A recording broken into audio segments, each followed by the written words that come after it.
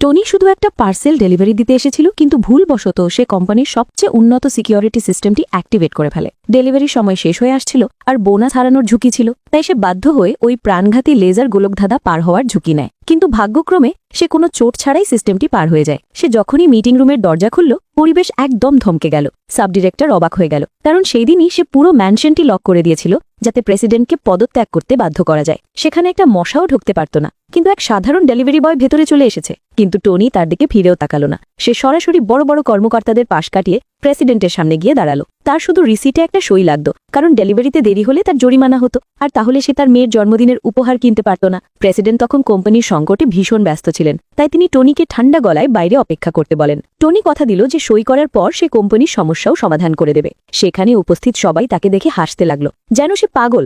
Company তখন কোটি কোটি টাকার লোকসান গুনছিল, আর আন্তর্জাতিক গ্রুপগুলোও তাকে সাহায্য করতে অস্বীকার করেছিল। কিন্তু টনি সব শুনে হাসল। তার জন্য এটা ছিল মাত্র একটা ফোন কলের ব্যাপার। প্রেসিডেন্টের কাছে আর কোনো পথ ছিল না, তাই তিনি টনিকে নিজেকে প্রমাণ করার জন্য 10 সেকেন্ড সময় দিলেন। টনি দ্রুত জানালো যে কেউ কোম্পানির ইনভেস্টমেন্টে কারচুপি করেছে। সে অ্যালাইড কনসোর্টিয়ামের কথা উল্লেখ করল। টনি বলল, যদি তাদের সহযোগিতা পাওয়া যায় তবে শুধু কোম্পানিই বাঁচবে না, বরং রেকর্ড লাভও হতে পারে। কিছুক্ষণ ভাবার পর প্রেসিডেন্ট ঝুঁকি নেওয়ার সিদ্ধান্ত নিলেন। সাব ডিরেক্টর মনে মনে খুব খুশি হল। তার মনে হলো প্রেসিডেন্ট নিজেকে ধ্বংস করে দিল। সে টনিকে অপমান করে বলল যে সে যখন প্রেসিডেন্ট হবে তখন টনিকে মাসে 1000 টাকার বিনিময়ে সিকিউরিটি গার্ডের চাকরি দেবে। শেষ পর্যন্ত প্রেসিডেন্ট রিসিটে সই করে দিলেন। টনি জরিমানা থেকে তো বেঁচে গেল, কিন্তু তখনই তার কাছে কনস্ট্রাকশন সাইট থেকে একটা ফোন আলো। তাকে জানানো হলো যে তার বেতন আটকে দেওয়া হয়েছে। সে তখনই সেখানে ছুটে গেল এবং গিয়ে দেখল তার সব সহকর্মীরা মাটিতে হাঁটু গেড়ে বসে আছে। সে কিছু জিজ্ঞাসা করার আগেই দেখল তার স্ত্রী এক দামি গাড়ি থেকে নামছে এবং তার সাথে ছিল এক তরুণ উত্তরাধিকারী। টনি রেগে গিয়ে তার কাছে গেল। তার স্ত্রী যখন দেখল সবকিছু জানাজানি হয়ে গেছে, তখন সে তার মুখোশ সরিয়ে দিল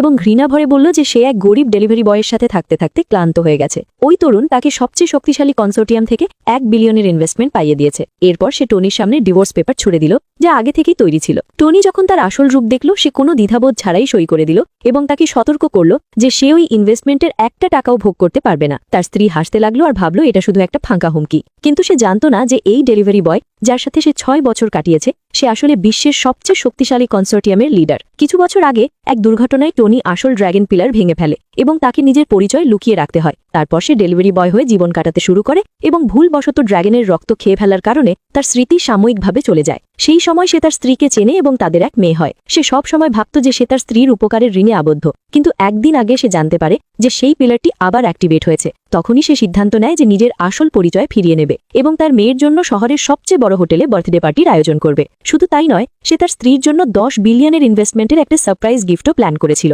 কিন্তু এখন সেই গিফটটি তার অপমান আর বিশ্বাসঘাতকতার কারণ হয়ে দাঁড়িয়েছে। অন্যদিকে প্রেসিডেন্ট